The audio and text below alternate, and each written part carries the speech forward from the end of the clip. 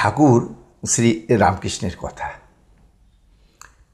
একবার ভুল করে শ্রীরামকৃষ্ণ তুই ভাব প্রয়োগ করে সারদা দেবীকে একটি বাক্য বলেছেন।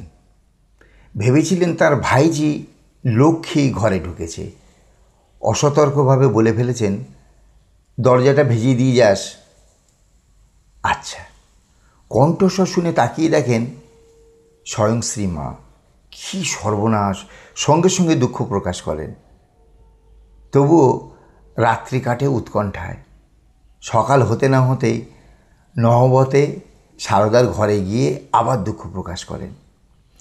এই সম্মান সম্ভ্রম তিনি সবসময় তাকে দেখিয়েছেন। অন্যদেরও সতর্ক করেছেন, অবহিত করেছেন শ্রী মায়ের মহিমা সম্পর্কে।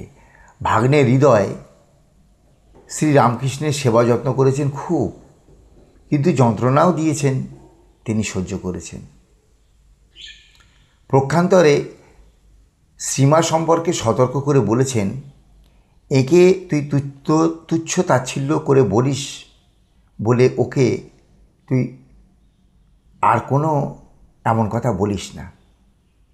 এর ভিতরে যে আছে সে ফোঁস করলে হয়তো রক্ষা পেলেও পেতে পারিস, কিন্তু ওর ভিতরে যে আছে সে ফোঁস করলে ব্রহ্মা বিষ্ণু মহেশ্বরও তোকে রক্ষা করতে পারবে না।